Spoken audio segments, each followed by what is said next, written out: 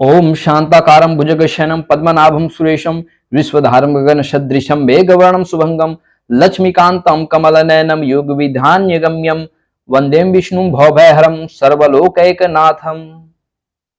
नमस्कार मित्रों, मैं आपका astro friend astro Om Prakash astro divine light channel में आपका बहुत बहुत हार्दिक अभिनंदन है मित्रों। जैसे कि आप सभी को पता है, केंद्र त्रिकोण पराश्रीय राजयोग की सीरीज चल रही है मित्रों।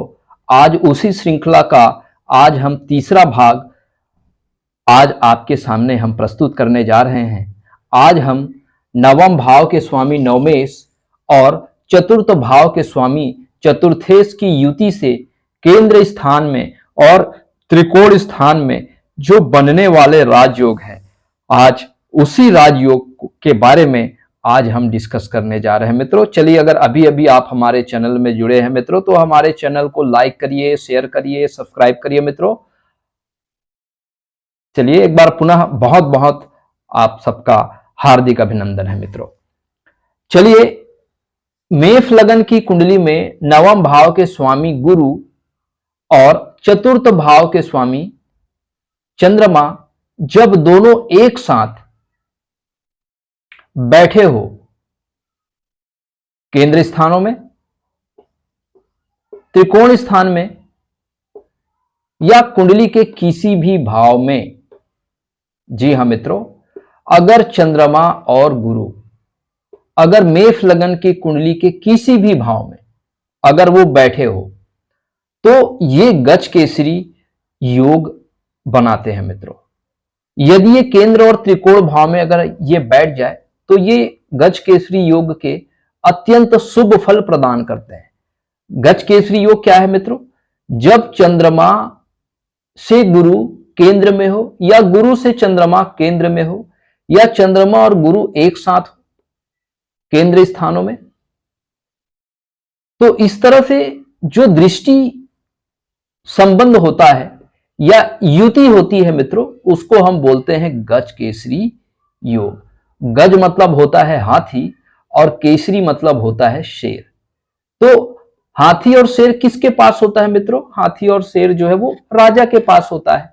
निश्चित रूप से ऐसे जातक को ये पूर्ण राजयोग का फल जो है वो प्राप्त होता है। ठीक है, जब कभी भी चंद्रमा से गुरु केंद्र में हो या गुरु से चंद्रमा केंद्र में हो, ध्यान रखें, पहला भाव जब गुरु चंद्रमा एक ही भाव में हो, चौथा भाव जब चंद्रमा गुरु से चौथा भाव में हो या गुरु चंद्रमा से चौथा भाव में हो, या सप्तम भाव गुरु चंद्रमा से सप्तम भाव में हो या चंद्रमा गुरु से सप्तम भाव में हो, या फिर दसम भाव गुरु चंद्रमा से दसम भाव में हो या चंद्रमा गुरु से दसम भाव में हो। तो इस तरह से जो बनने वाला जो राजयोग होता है मित्रों, उस राजयोग को हम गज केसरी राजयोग कहते हैं। ये गज केसरी राजयोग भी होगा मित्रों, और केंद्र त्रिकोण पराश्रीय राजयोग भी कहेंगे। 9H लॉर्ड अर्थात गुरु और 4H लॉर्ड चतुर्थ भाव के स्वामी अर्थात चंद्रमा जब मेष लगन की कुंडली में गुरु और चंद्रमा एक साथ बैठे हो मित्रों, तो इस तरह से जो बनने वाला राजयोग है वो गज केसरी राजयोग के नाम से जाना जाता है। और ये इसलिए महत्वपूर्ण हो जाता है क्योंकि यहां पर चंद्रमा केंद्र भाव का स्वामी है और गुरु महाराज जो है वो त्रिकोण भाव के स्वामी है। तो त्रिकोण भाव जो है वो लक्ष्मी स्थान है और केंद्र भाव जो है वो विष्णु स्थान है। तो लक्ष्मी और विष्णु स्थान के स्वामियों की जब युति होती है तो इस तरह केंद्र त्रिकोण पराश्री राजयोग बनता है मित्रों। जी हाँ मित्रों, ये राजयोग की तीसरी श्रृंखला है जो अत्यंत शुभ फल प्राप्त होते हैं मित्रों। चलिए, इस राजयोग का हम फलित करने का प्रयास करते हैं मित्रों। तो गज केसरी जो राजयोग है, सबसे पहले हम देखते हैं अगर लगन में गज केसरी राजयोग यदि निर्मित हो रहा हो मित्रों, तो लगन में गज केसरी राजयोग के निर्मित होने से, क्योंकि लगन में गुरु जो है वो दिग्बली हो जाते हैं मित्रों और चंद्रमा जो है वो चतुर्थ भाव के स्वामी होकर के लगन में बैठा है, ये केंद्र त्रिकोण राजयोग है। और भाग्येश गुरु भी लगन में जाके बैठा, अत्यंत शुभ फल प्रदान करेंगे।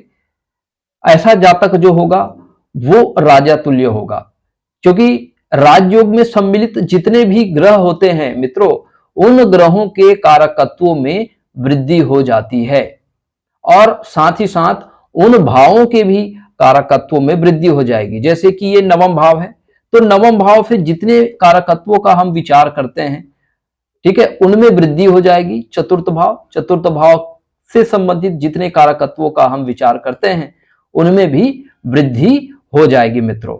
और उसी प्रकार ये लगन में बैठा है, तो लगन से जितने कारकत्वों का विचार करते हैं, उनमें भी वृद्धि होगी मित्रों।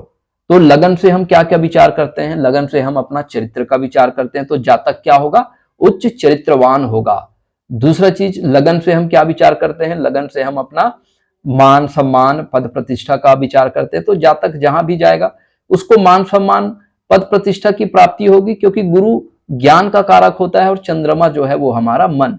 तो ज्ञान और मन जब दोनों एक साथ मिल जाए, तो निश्चित रूप से ऐसे जातक का जो मन है वो ज्ञान की दिशा में लगा रहता है। नित्य निरंतर जो है ऐसे जातक जो है वो नए नए ज्ञान की खोज में वो लगा होता है, वो डिवाइन कॉन्स्टिट्यूशन के खोज में लगा होता है। ऐसे जातक के पूर्व जन्मों के पूर्व पुण्य की वजह से ऐसे जातक को इस जन्म में ये गज केसरी केंद्र त्रिकोण पराशरी राजयोग की प्राप्ति होती है मित्रों, जिनके वजह से ये जातक जो है वो ज्ञानवान, विवेकवान, बुद्धिमान होते हैं और निश्चित रूप से ये अपने ज्ञान से अपने इंद्रियों को ये वश में करने वाले होते हैं। जी हाँ मित्रों, तो इस तरह का जो योग होता है वो निश्चित रूप से ऐसा जातक मंत्री होता है, ऐसा जातक एमएलए होता है, ऐसा जातक सांसद होता है।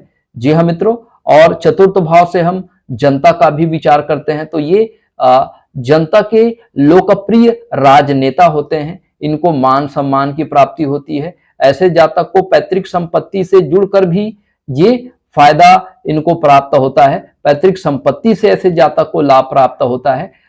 ऐसे जातक को माता से भी बहुत ज्यादा लगाव होता है, माता से भी इनको पैतृक संपत्ति का लाभ होता है, माता से पूर्ण सहयोग प्राप्त होता है, माता का आशीर्वाद प्राप्त होता है। जी हाँ मित्रों, ऐसे जो जातक होते हैं निश्चित रूप से वो पिता से भी इनका संबंध बहुत मधुर होते हैं और माता और पिता दोनों का ही आशीर्वाद ऐसे जातक के कुंडली में राजयोग को फलित करते हैं मित्रों, राजयोग को एक्टिवेट करते हैं मित्रों। तो निश्चित रूप से माता पिता का पूर्ण सहयोग ऐसे जातक को प्राप्त होता है और ऐसे जातक लंबी धार्मिक यात्रा करने से भी इनको जो है लाभ प्राप्त होता है मित्रों, और परमात्मा की कृपा जो है